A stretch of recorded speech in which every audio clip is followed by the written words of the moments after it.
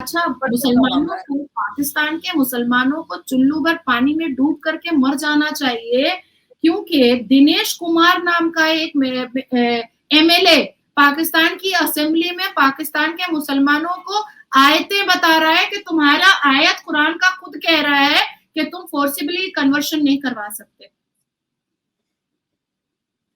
अब आप बताइए मुझे क्या कह रहा है ये दिनेश कुमार? हिंदुओं की संपत्ति का एक्सरे करवाना चाहते हो, आप वक्फ बोर्ड का एक्सरे क्यों नहीं करवाना चाहते हैं राहुल बाबा? आप all India Muslim personal law board का की प्रॉपर्टी का एक्सरे, उनकी संपत्ति का एक्सरे क्यों नहीं कराना चाहते हैं? आप जमायतुल उलमाए हिंद देवबंद का आप एक्सरे, उनकी संपत्ति का एक्सरे क्यों नहीं कराना चाहते? हिंदुओं की संपत्ति का एक्सरे करवाना चाहते हो, आप वक्फ बोर्ड का एक्सरे क्यों नहीं करवाना चाहते हैं राहुल बाबा? आप all India Muslim personal law board का की प्रॉपर्टी का एक्सरे, उनकी संपत्ति का एक्सरे क्यों नहीं कराना चाहते हैं? आप जमायतुल उलमाए हिंद देवबंद का आप एक्सरे, उनकी संपत्ति का। पाकिस्तान जिसने भारत से पीओके हड़प कर लिया, आज पीओके हमारे में जुड़ना चाहता है और पाकिस्तान के हाथ में कटोरा है।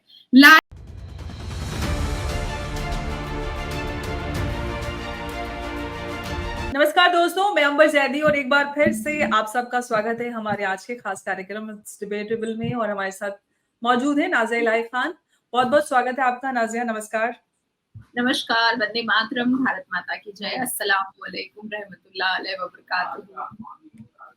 भारत माता की जय, वालेकुम अस्सलाम। और आज का जो मुद्दा है नाजिया, मैं क्योंकि हमारे देश में चुनावी माहौल है, चुनावी माहौल के बीच में कई सारे ऐसे मुद्दे चर्चा में रहे जिसमें हिंदू मुसलमान, एक हम सब जानते हैं कि जिस तरह से हमारे देश में राजनीति होती है तो कहीं ना कहीं जाति और धर्म बहुत ज्यादा राजनीति का हिस्सा बना रहता है। इस पूरे माहौल के बीच में मुसलमानों को लेकर काफी सारी चीजें हुई जो कि प्रधानमंत्री मोदी की तरफ से भी कही गई, योगी आदित्यनाथ भी हैं, और एक तरफ बीजेपी कहती है कि मुसलमानों को हम सबके साथ सबके विकास में और उनके लिए हम उनको साथ में लाने की, जोड़ने की, क्योंकि बीजेपी की बहुत सारी ऐसे इनिशिएटिव और स्कीम्स है सरकार की भी। उस सबको देखते हुए और जो प्रधानमंत्री मोदी ने सबसे पहले तो मन से कई सारी ऐसी बातें कही, वेल्थ रिडिस्ट्रीब्यूशन की बात करें कि आपसे लेकर उनको दे दिए जाएंगे जिनके 4 बच्चे हैं या जिनके ज्यादा बच्चे हैं।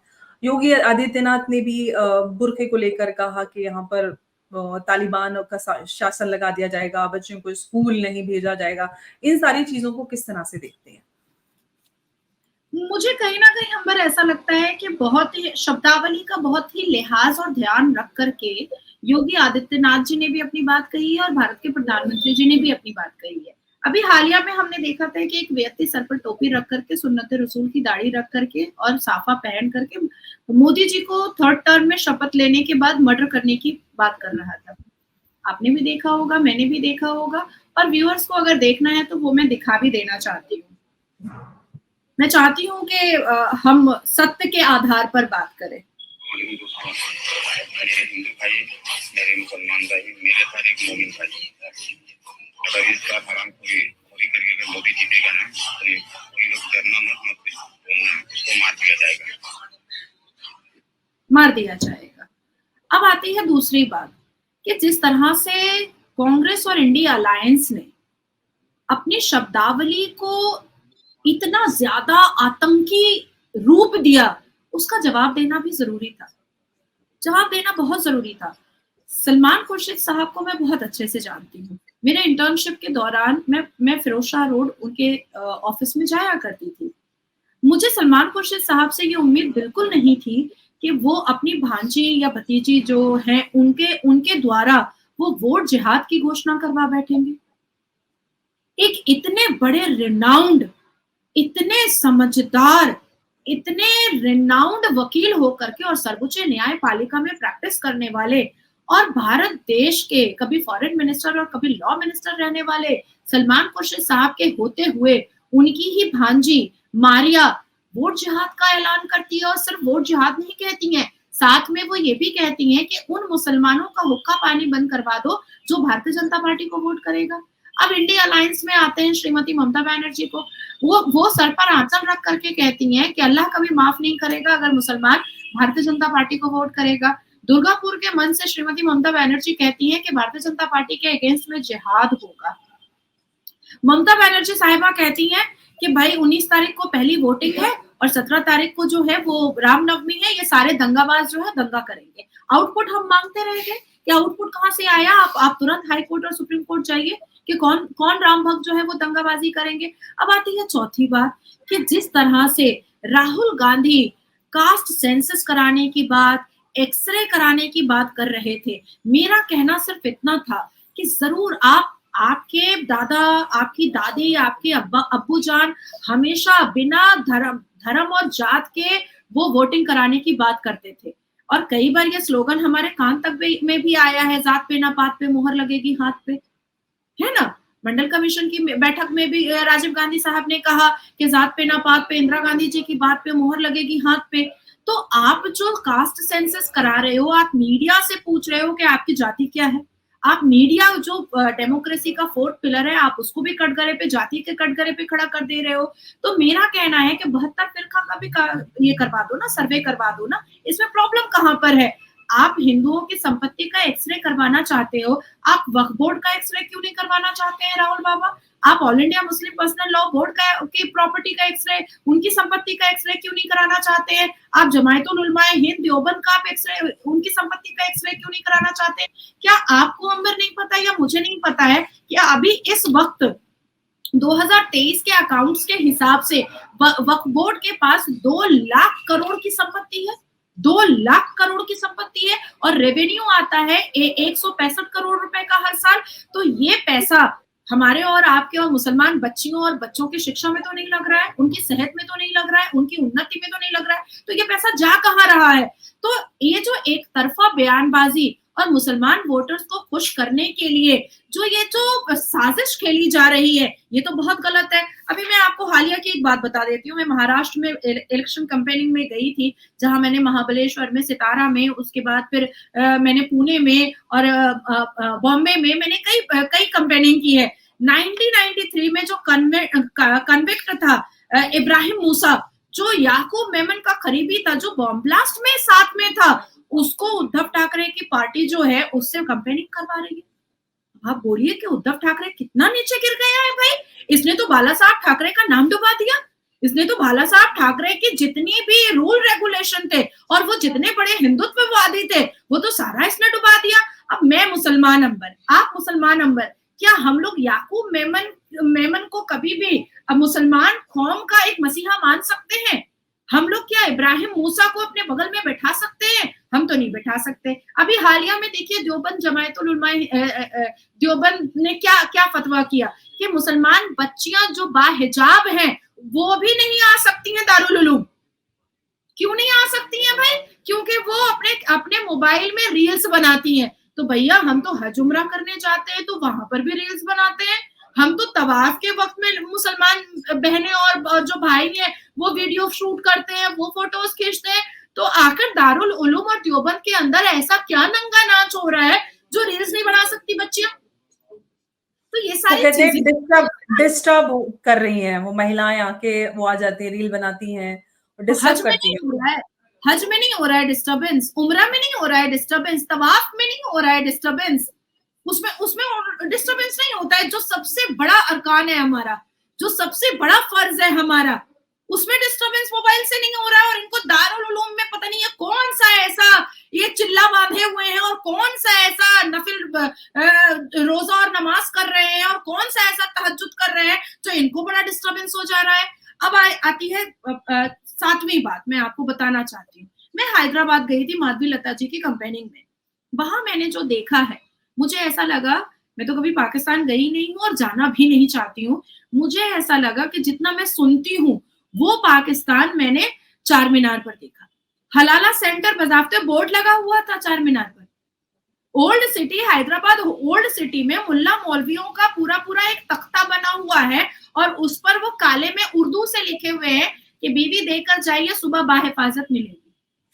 ये बात अब मैं 2015-16 से कहती आई, मेरे पास इस तरह के बहुत सारे बोर्ड्स की फोटोज और सारी चीजें हमने पूरी फाइल बनाई थी, लेकिन लोग कहते हैं कि स्पॉन्सर्ड है, बीजेपी आरएसएस करा रही है। मैं देख करके आई हूँ, मैं वीडियोस करके आई हूँ, मैं उन जिनका हमारे भी समाज के लोग इस बात पे बिलीव नहीं करते कि ऐसा कुछ सच में हो रहा है। अच्छा, जिनका निकाह मसियार हुआ है, जिनका निकाह मुत्ता हुआ है, जिन बच्चियों का, मैं उनसे बात करके आई हूँ और उसके वीडियोस मेरे पास है। अब क्या हुआ कि वोटिंग के दिन अगर लेडी प्रिसाइडिंग ऑफिसर या माधवी लता खुद कैंडिडेट लेडी थी, अगर उन्होंने हिजाब उठा करके देख ही लिया, चेहरा आइडेंटिफाई कर ही लिया, तो प्रॉब्लम क्या है? अब मैं आती हूँ इस्लामिक तरीके से, क्योंकि अवैसी अपने आप को मुसलमान का मसीहा बनता है। तो जी मैं पूछना चाहती हूँ अवैसी से कि मुझे एक बात बताए अवैसी, कि उनके घर की बहू बेटियां और बीवियां, क्योंकि उसके पास बीवियां हैं, बीवी नहीं है, उसके घर की बहू बेटियां और बीवियां जब एयरपोर्ट जाती हैं तो सीआईएसएफ आईडी कार्ड से हिजाब उठा करके शक्ल नहीं मैच करता है क्या? वहां पर कोई लेडी सीआईएसएफ ऑफिसर आता है क्या? करता है। जो एयरपोर्ट के गेट पर ही सीआईएसएफ ऑफिसर खड़ा होता है। अब उसके बाद आते हैं कि असदुद्दीन अवैसी के घर की औरतें तो जरूर हज की होंगी, हर हाल में की होंगी, उम्रा भी की होंगी। तो वहां पर तो जब हम एहरम जब हम डालते हैं तो उसमें तो नाक से ठुड्डी तक, चिन तक हम नहीं छुपा सकते, नहीं तो हमारा दम ही नहीं होगा, हमारा वजू ही नहीं होगा, है ना?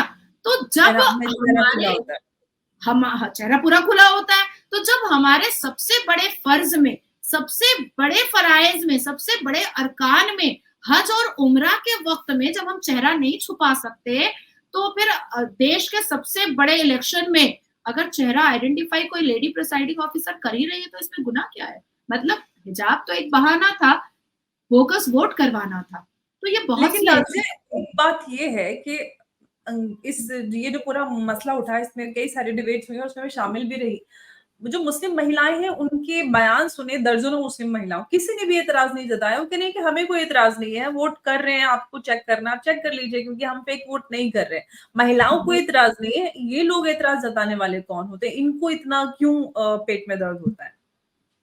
अमर, देखिए, आपको भी पता है, मुझे भी पता है, और हम दोनों लाखों लोगों से मिलते हैं, करोड़ों, जितनी हमारी उम्र नहीं है उससे ज्यादा तो हमने केसेस देख लिए हैं हम दोनों ने, और उससे ज्यादा हम अपने कल्पना से बाहर हमने लोगों से मुलाकात कर ली है।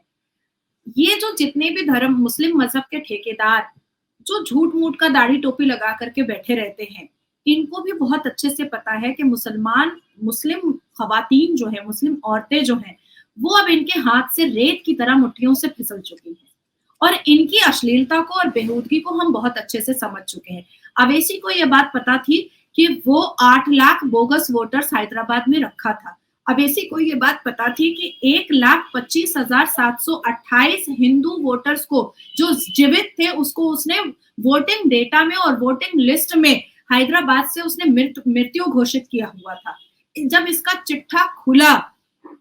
चिट्ठा खुला तो अवैसी डगमगा गया। इस बार आपने पहली बार 40 साल में देखा होगा, और 20 साल जो अवैसी बैठा हुआ है हैदराबाद के चेयर पर, आपने देखा होगा कि अवैसी कहीं भी प्रचार के लिए नहीं गया। हालांकि आसाम में जो एक और मुल्ला टाइप का है, वो उसको बहुत बुलाता रहा, प्राइवेट जेट से बुलाता रहा, पर एक वीडियो बना दिया अवैसी कि आपके साथ है, आपके समर्थन में है, मुझे माफ कीजिएगा कि मैं आ नहीं पाया आपके प्रचार में, लेकिन हर बार जाया करता था, हर 5 साल में जाया करता था। इस बार वो हैदराबाद छोड़ा नहीं है। क्यों नहीं छोड़ा? क्योंकि उसको समझ में आ चुका था कि उसकी चिटिंगबाजी और उसका जो एक झुट्टा लुच्चा जो एक सिनेरियो क्रिएट किया हुआ था, वो कहीं ना कहीं धीरे धीरे खुल रहा है। अब आप मुझे एक बात बताएं, MIM, मुस्लिम इत्तेहादुल मुसलमानों की पार्टी, उसने बना इंडिया तो अब लगाया अंबर, इंडिया तो अब लगाया, अब इंडिया लगाया है, पहले तो मजलिस इत्तेहादुल मुस्लिमीन ही था।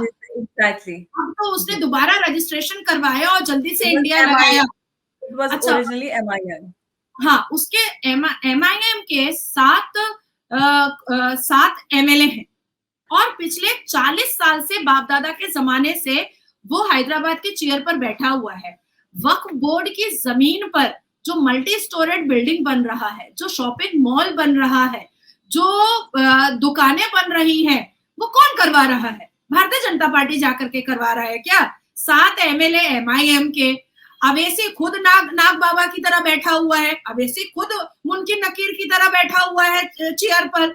तो जब तुम्हारा ही दार दौरा चल रहा है 40 साल से, तो ये वक्फ बोर्ड की जमीन हड़प कौन रहा है? मैंने हैदराबाद के मंच से, हैदराबाद के स्टेट के न्यूज चैनल से, मैंने उनसे साफ लफ्जों में पूछा है कि जाकर के अवैसी से पूछिए कि नाजिया इलाही खान ने हैदराबाद ओल्ड सिटी के सरजमीन से खड़े होकर के आपसे डेटा मांगा है। आपसे डेटा असदुद्दीन अवैसी से सिर्फ इतना मांगा है कि वक्फ बोर्ड की संपत्ति किसने लूटी, किसने लूटी हैदराबाद से।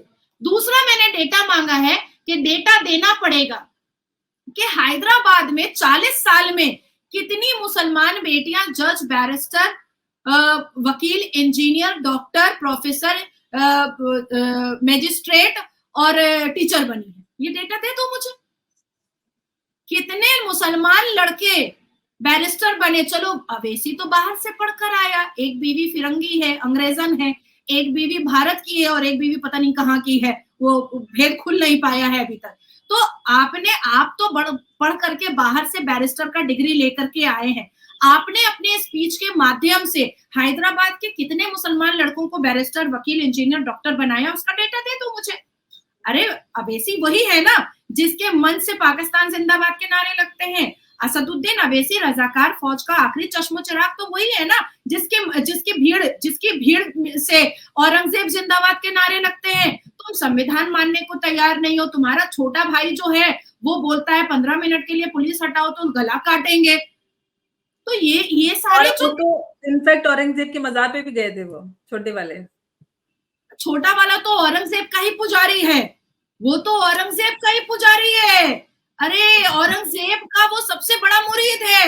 और ये कांग्रेस में जितने भी परिवार वाले हैं, देखिए राहुल बाबा 2005 में गया था अपने बाबर के कब्रिस्तान में, नेहरू गया था बाबर के कब्रिस्तान में, इंदिरा गांधी गई थी बाबर के कब्रिस्तान में। अभी 2 दिन पहले की बात है, दोनों माँ बेटा ने वोट किया है। राहुल बाबा और सोनिया एंटोनियो दोनों वोट की है और फोटो दिखा रही है खींच करके कि भाई वोट किया, और पीछे जीसस क्राइस्ट का फोटो था। तो भाई आपके दिल में जो है आप खुल के बोलो ना। देखिए अंबर, आप भी फक्र से कहती हैं कि आप मुसलमान हैं, मैं भी फक्र से कहती हूँ कि मैं मुसलमान हूँ, लेकिन इस्लाम को बदनुमा शक्ल देने का जो कार्य कर रहे हैं मौलवी मुल्ला, हम उसको नहीं मानते हैं, हम उसको बिल्कुल मुंह पर जवाब देते हैं। तो उसी तरीके से जो जिस धर्म का पालन करता है उसको वो बोलना चाहिए। अब अवैसी क्या है, वो रजाकार फौज का आखिरी चश्म चिराग है और अपने परदादा और दादा अब्बू के अधूरे काम को पूरा करने के लिए हैदराबाद में बैठा हुआ है, एकदम बैठा हुआ है। और देखिए अंबर, मुझे ऐसा लगता है ना कि पाप जो है ना वो बाप को नहीं छोड़ता है। हम जैसा बोते हैं हम वैसा पाते हैं। मैं बहुत बड़ी कर्मा बिलीवर हूँ और मैं एकदम मतलब खुले मुंह से कहना चाहती हूँ कि karma is bitch, karma is bitch. हाँ, आप जैसा बोलिएगा आप वैसा पाइएगा। बुरे कर्मों का फल बुरा ही मिलता है। जो प्रियंका वाड्रा कितना बड़ा स्लोगन लगाई थी, लड़की हूं, लड़ सकती हूँ, कुछ भी कर सकती हूँ। जब कांग्रेस की प्रवक्ता, कई बार हम दोनों का सामना हुआ है, जो एक थोड़ी बल्कि सी है, मुझे उसका नाम नहीं याद है, राधिका खेड़ा, जब उसके साथ इतनी बुरी घटना हुई, उसको इतने बुरे तरीके से बेइज्जत मलाइन किया कांग्रेस के कार्यकर्ताओं ने, तो प्रियंका वाड्रा का कहाँ गया स्लोगन, लड़की हूँ, लड़ सकती हूँ। उसके बाद जो कांग्रेस भगवान राम को काल्पनिक बोलता था और भगवान राम के अस्तित्व पर उंगली उठाता था, आज अपने अस्तित्व को बचा नहीं पा रहा है। जो केजरीवाल शीला दीक्षित को रोज जेल भेजने का स्लोगन लगाता था, आज खुद जेल बंदी हो चुका है। स्वाति मालीवाल, जिसने मणिपुर की दुर्घटना पर राजनीति खेली थी, आज उसी राजनीति का शिकार बनी है और हर जगह रो रो करके सिंपैथी क्रिएट कर रही है, सिंपैथी ग्रैब कर रही है। आज अपनी इज्जत को नहीं बचा पा रही है स्वाति मालीवाल, जो कभी ये कहा करती थी कि वो भारत देश की महिलाओं की इज्जत को जस्टिस दिला रही है। उद्धव ठाकरे, कुर्सी के लालच में उसने बीजेपी को धोखा दिया था, आज सबने उसको धोखा दे दिया, इंडिया अलायंस वाले ने, और वो विधवा की तरह उद्धव ठाकरे रो रहा है। पाकिस्तान, जिसने भारत से पीओके हड़प कर लिया, आज पीओके हमारे में जुड़ना चाहता है और पाकिस्तान के हाथ में कटोरा है। लालू का बेटा तेजस्वी यादव, जिसने भरे मन से इलेक्शन कैंपेनिंग में मोदी जी को बूढ़ा कहा, देखिए 2 दिन के बाद व्हील चेयर पे बैठ गया और कुर्ता उठा करके दिखा रहा है कि उसको बैंडेज ना क्या पेट में लग गया है। तो मुझे ऐसा लगता है ना कि आप किसी के लिए भी बुरा बोलेंगे, बुरा करेंगे या गड्ढा खोदेंगे, आपको जाना है उसमें। एब्सोल्युटली, और मैं इसके साथ पूरी तरह 1000% एग्री करती हूँ, क्योंकि है ना? मेरे साथ भी बहुत सारे लोग बहुत कुछ करते हैं। मैं कभी किसी के लिए बुरा नहीं बोलती, कोई पंगा नहीं करती। I am a very peaceful person, but I leave it on God. और जो ऊपर वाला है ना, खुदा, वो ऐसा जवाब देता है जिसको हम सोच भी नहीं सकते। तो अच्छा, कर्मा इज अमर, डेफिनेटली अभी अभी हालिया में आपको भी बहुत ट्रोल करने की कोशिश की गई, मुझे भी बहुत ट्रोल करने की कोशिश की गई। मेरे लिए यहाँ तक बोल दिया गया, अरे नाज़िया तो जेल गई थी। अरे बंगाल में आकर के राजनीति करो ना। पश्चिम बंगाल तो एक ऐसी जगह है जहाँ सीबीआई ऑफिसर भी जेल चले जाते हैं। एनआईए ऑफिसर के ऊपर भी रेप का एफआईआर हो जाता है। आपका तो एक केस है। मेरी तो लोगों को दीवारों से दिक्कत है कि नीले तोते जैसी दीवारें। भाई मैं कहती हूँ, जिनको नीले तोते सी दीवारों से दिक्कत है, नीलो तोता चाटो और मर जाओ। बहुत आसान ये रास्ता है, आपकी जिंदगी में सुकून आ जाएगा। शक्ल से दिक्कत है, अकल से दिक्कत है, मेकअप से दिक्कत है, कपड़ों से दिक्कत है, दीवार से दिक्कत है, चाट लो नीला तोता सबके सब और मर जाओ। सीधी सी बात है। नहीं Amar, we are very good friend, we are very. यहाँ पर बंगाल में कोई भी राजनीति करके दिखा दो, मेरे ऊपर तो एक ही एफआईआर हुआ है। बंगाल में राजनीति करना, वहां पे रहना, बोलना कितना मुश्किल है, और आप खुलकर बोलती हैं तो ये बड़ी बात है। बिल्कुल। तो मेरे ऊपर तो एक ही एफआईआर हुआ है। मैं दावे से कह रही हूँ कि जो भी आकर के करेगी उसके ऊपर 50 एफआईआर होगा। मेरे ऊपर तो फिर भी एक एफआईआर हुआ, क्योंकि ममता दीदी को भी लगा कि भाई काला कोट पहन करके जाती है कोर्ट, कहीं ऐसा ना हो कि मुझे ही बहुत लंबा लपेट ले। भाई मेरी ताकत तो इतनी है कि कलकत्ता हाई कोर्ट में मैंने डायरेक्ट ममता बनर्जी के ऊपर केस किया, डायरेक्ट, कि तुम ईद की नमाज में क्यों जाती हो भाई, हमको तो वकील है? करने की भी आवश्यकता नहीं है, जिद्दे चाहे केस छुपवा लो। मेरा तो खर्च भी नहीं होगा।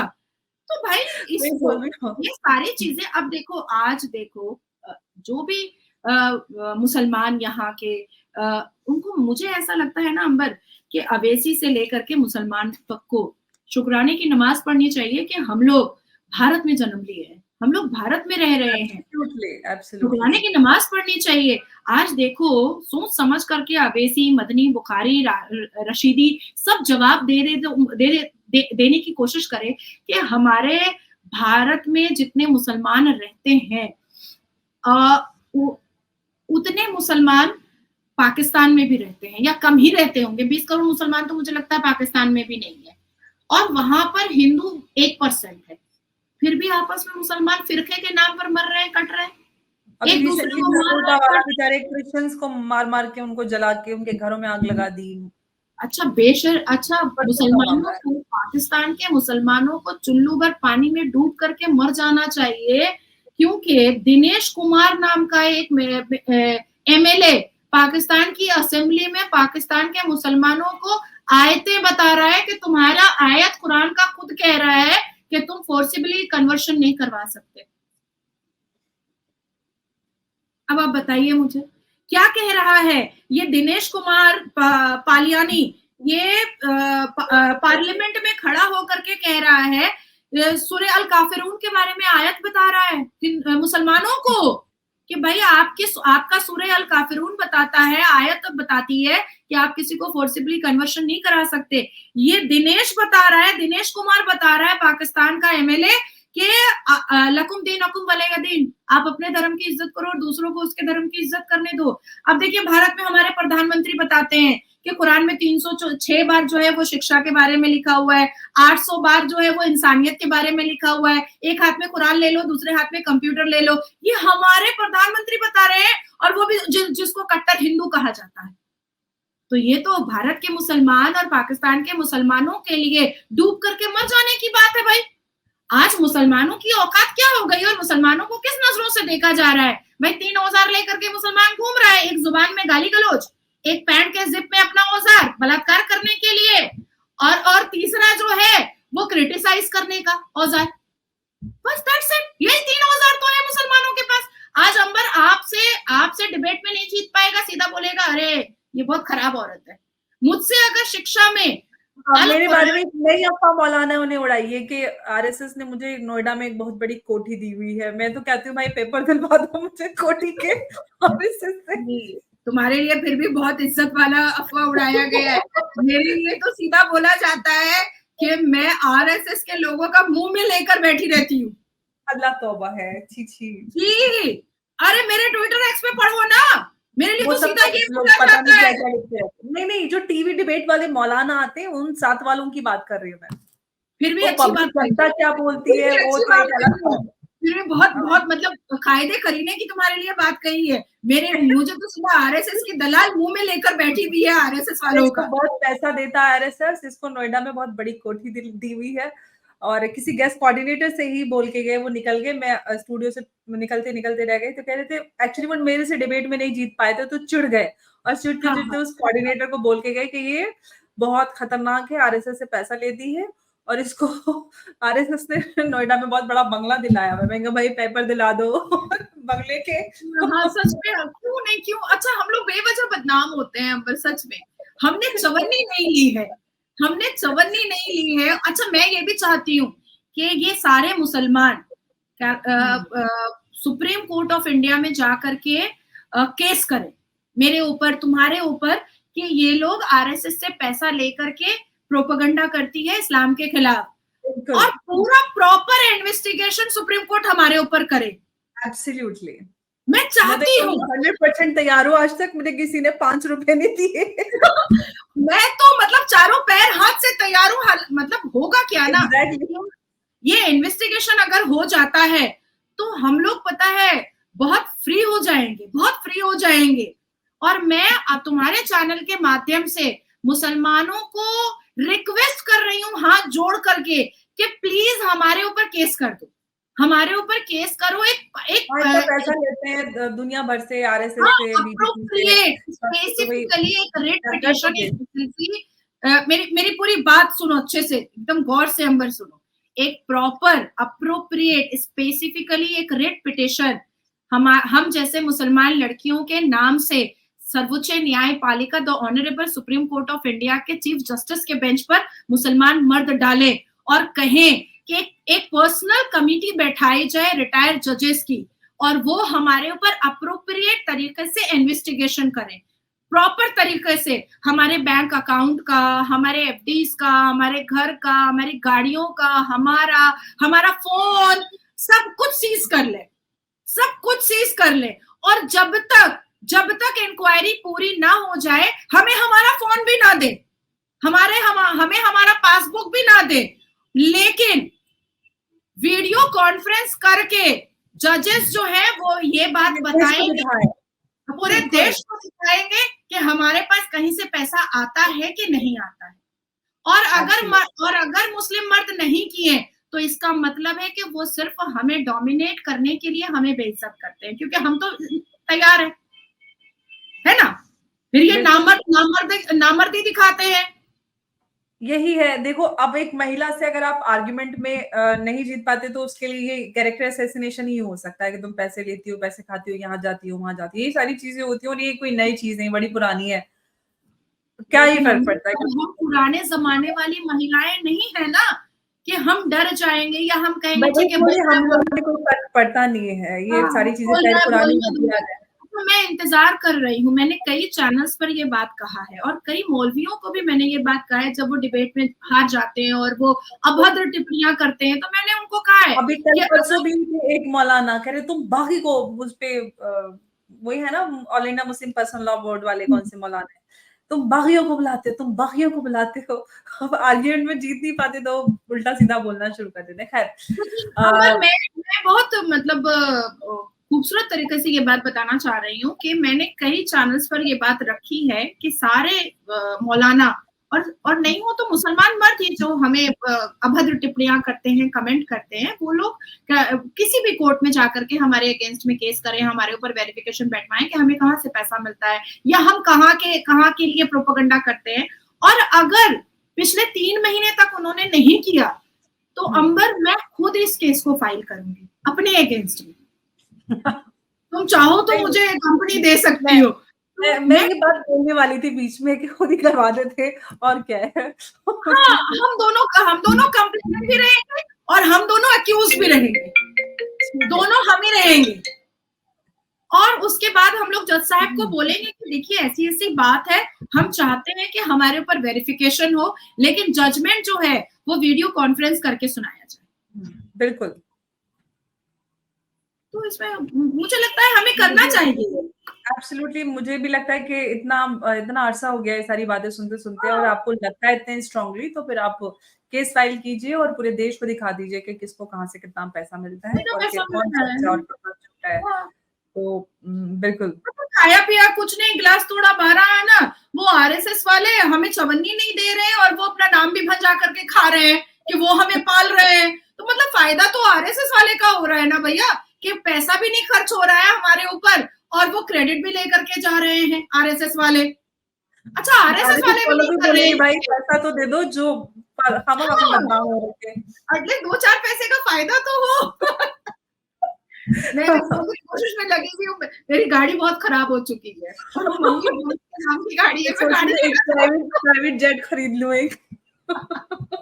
तुम्हारे सपने तो बहुत बड़े हैं प्राइवेट जेट, में तो मामूली सी एक गाड़ी नहीं खरीदना चाहती हूँ।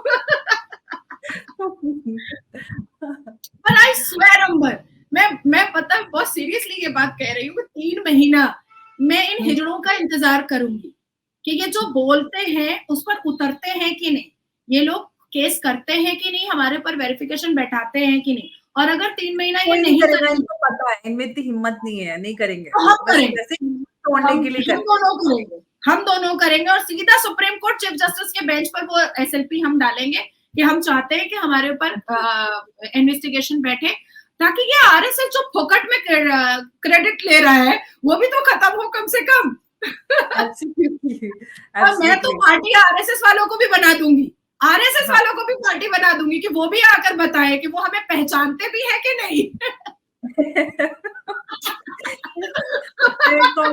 बहन जी, हम तो आपसे कभी मिले भी नहीं। हमने हाँ।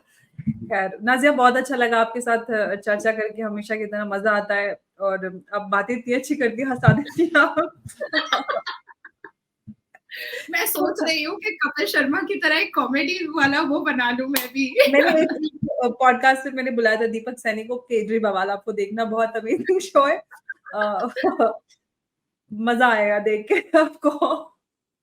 But actually to be an anchor is not my cup of tea.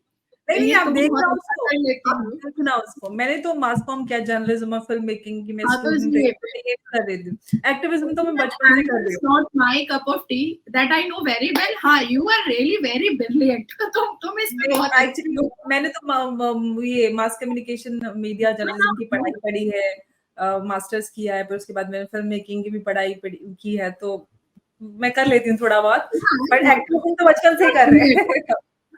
You are brilliant. मैं आ रही हूँ, आएंगे तो तुम्हारे हॉट सीट पर बैठेंगे। बिल्कुल, बिल्कुल, आप आइए और आगे भी आपसे चर्चा करेंगे। बहुत-बहुत शुक्रिया नाज़िया। थैंक यू, नमस्कार। वंदे मातरम, भारत माता की जय। धन्यवाद।